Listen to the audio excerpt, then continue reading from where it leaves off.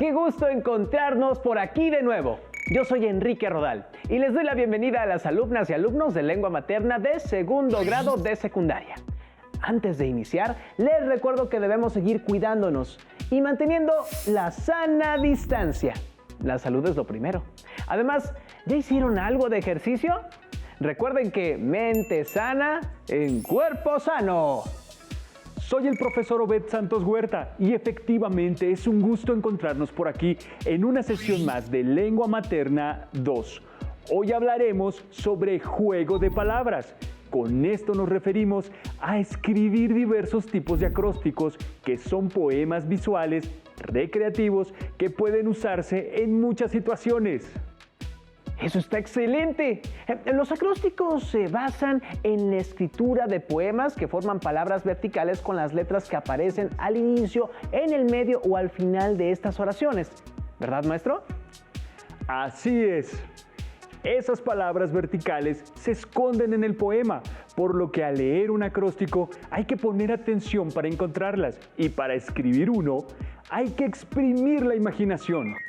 En esta sesión, nuestro aprendizaje esperado es crear textos poéticos con formas gráficas, con el propósito de escribir diversos tipos de acróstico. Con esto nos referimos a saber cómo componer poemas gráficos a partir de algún juego de palabras que exprese significados poéticos al conjugar formas y contenidos. Los materiales que van a necesitar para esta sesión son su siempre confiable cuaderno, lápiz o bolígrafo para que puedan tomar notas. También podría ayudarles tener a la mano su libro de texto. Recuerden que todo lo que vean servirá para reforzar su conocimiento, así que les recomiendo llevar un registro de las dudas, de las inquietudes o dificultades que surjan, pues muchas de estas las podrán resolver al momento de consultar, ¿qué creen?, su libro de texto y revisar sus apuntes. Ahora sí, maestro, cuando empezamos a hablar sobre los acrósticos, me acordé de un juego de palabras. ¡Qué casualidad! Precisamente traje una sorpresa que pondrá a prueba nuestro ingenio. Es música de suspenso, por favor.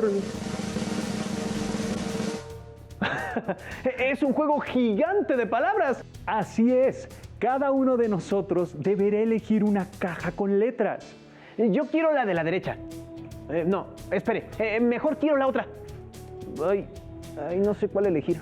Vamos a dejarlo mejor al de Tin Marín de Dopingüe. ¿Qué le parece si lo dejamos con un dado? Para los que no conocen este increíble juego, quiero que sepan que es emocionantísimo y lo único que deben hacer es no perder como en todos los juegos, pero aquí deben poner palabras que se lean de izquierda a derecha y de arriba hacia abajo. Y todísimas esas palabras tienen que estar entretejidas como red de araña. Mejor jugamos para que les quede claro. Giremos un dado. Quien saque el mayor puntaje, empieza. ¡Adelante! ¡Empiezo! 5. Bueno, voy yo.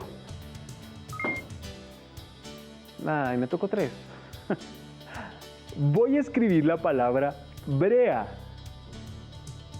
¿Qué es esa sustancia negra y viscosa? Brea. ¡Qué culto, maestro! Yo voy a poner una palabra más común. Usaré la B que colocó para poder poner verticalmente la palabra libro.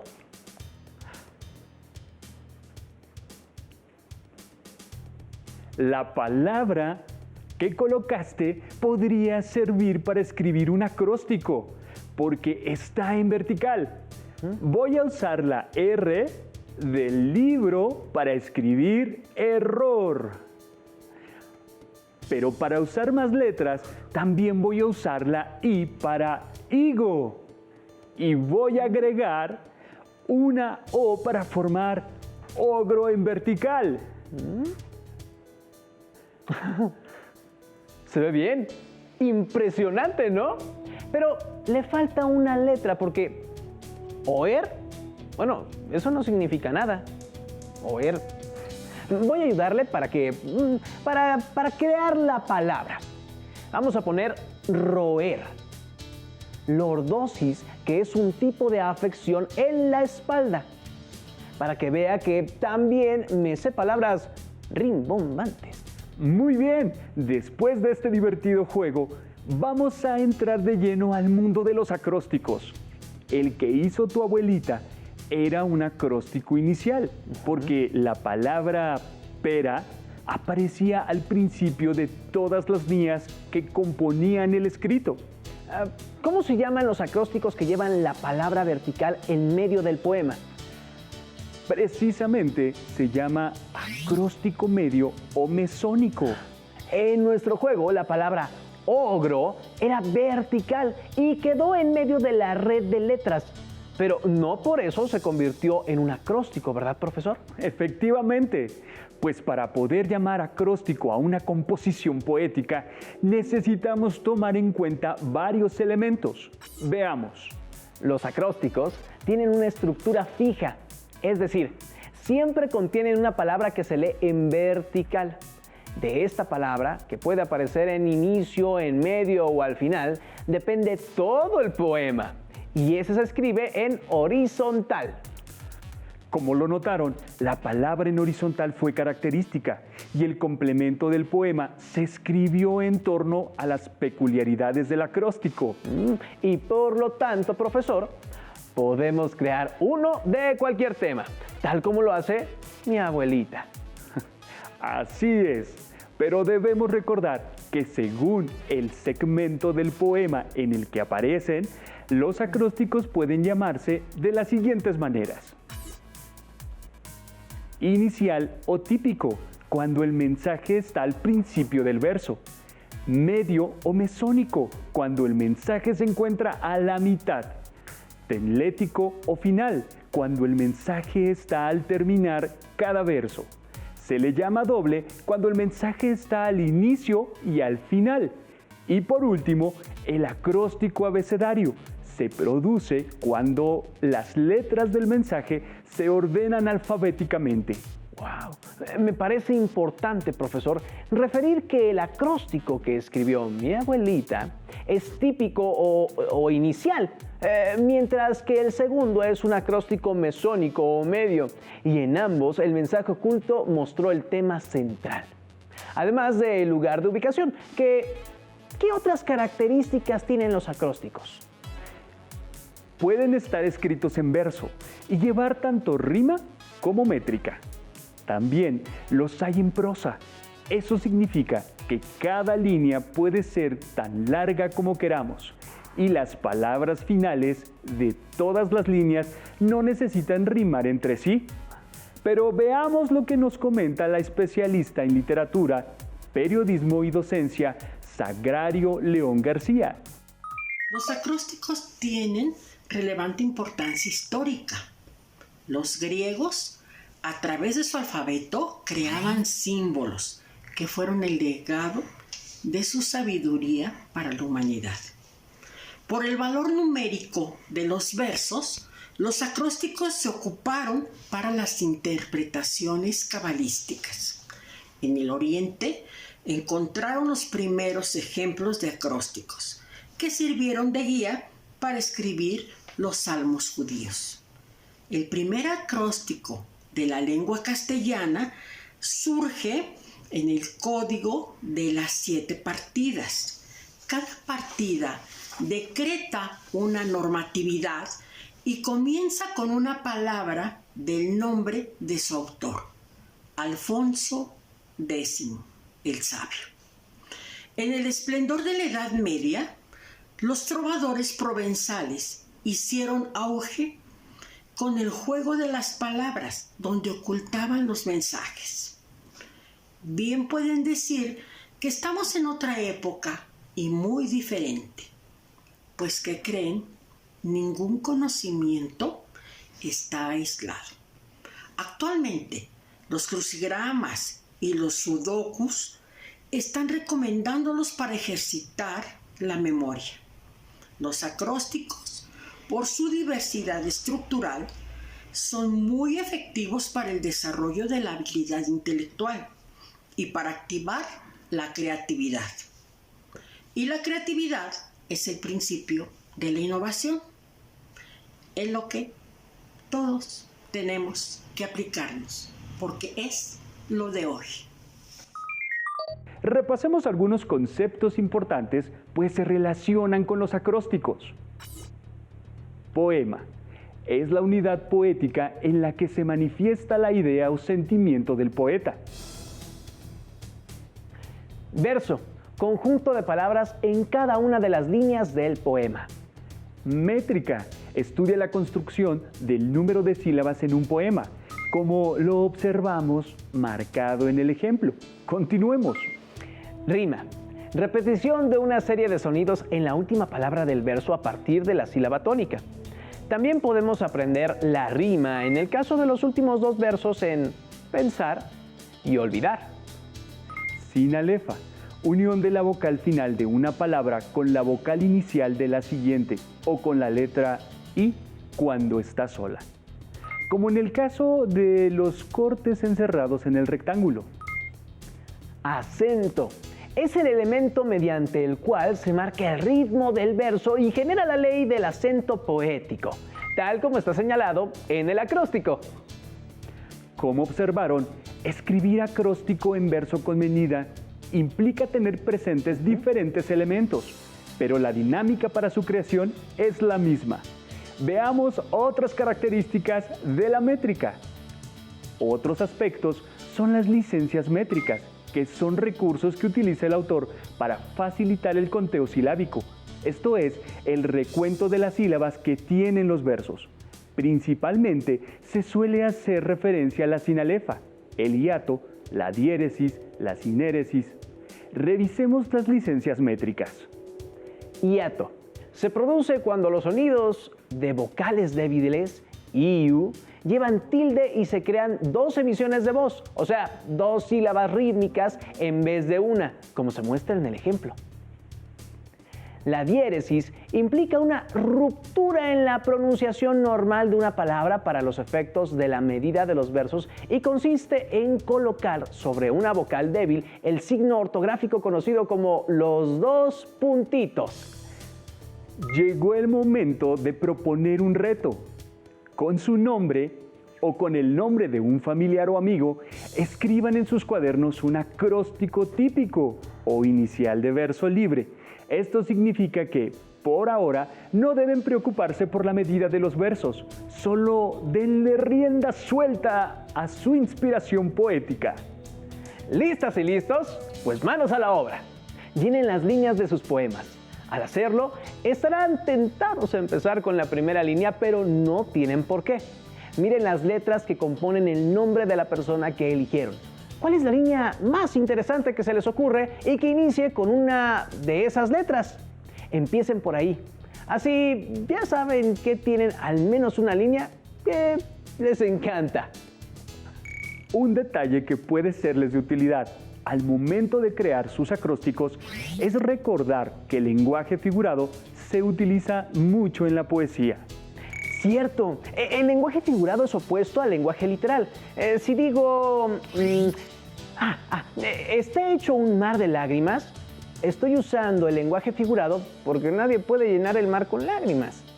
Y este lenguaje figurado cuenta con grandes aliadas, las figuras retóricas, de las cuales la más famosa es la metáfora, como las palabras pueden ser cuchillos que lastiman o caricias que tranquilizan. Esas son dos metáforas que pueden usarse en un acróstico. El lenguaje figurado que utilizan figuras retóricas como la metáfora, oxímoron, hipérbatón o la prosopopeya nos ayuda a definir los atributos de quien hablamos en el acróstico. Puedo usar, por ejemplo, un oxímoron para definir a mi amigo. Es divertidamente serio. El oxímoron reúne dos términos que normalmente se oponen. ¿Soy divertidamente serio? ¿Eso quiere decir que me tomo en serio el conocimiento, pero me divierto mientras aprendo? Así es. Ah, qué halagador, oxímoron, profesor. Ya sé que estoy muy preguntón, pero tengo otra duda. Yo recuerdo que para contar debidamente las sílabas de cada verso tenemos que fijarnos en las últimas palabras que pueden ser agudas, graves y esdrújulas. ¿Cómo funciona ese asunto del acento poético? Excelente pregunta. A eso se le llama la ley del acento final, la cual consiste en lo que veremos a continuación. La ley del acento final se refiere al número de sílabas de un verso que se modifica, pues al contar las sílabas en un verso se debe tener en cuenta la acentuación de su última palabra. A partir de esto, su número de sílabas se verá modificado. Si es aguda, se aumenta una. Grave o llana, se queda igual. Y si es esdrújula, se resta una sílaba al final del verso. Con esas reglas del acento, si un verso acaba en una palabra aguda, se agrega una sílaba. ¡Qué bonita tu canción! Tiene 7 sílabas, pero como acaba en aguda, en realidad tiene 8. Si una palabra de cierre es grave, el verso se queda igual. Es en casa de tu tía.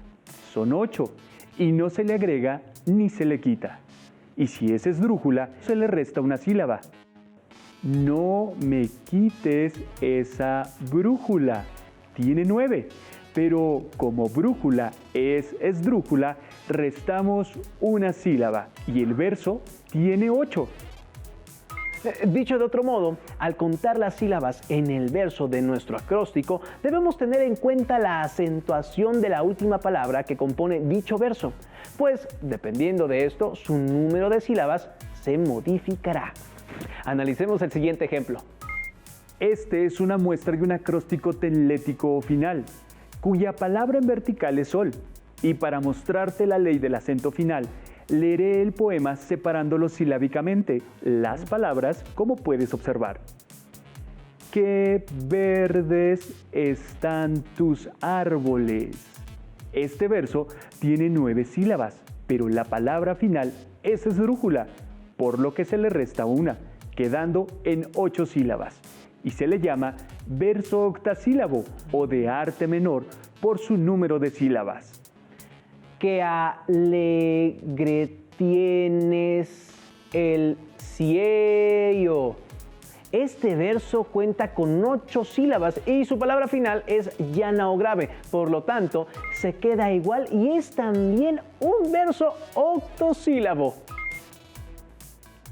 Granados en cielo azul.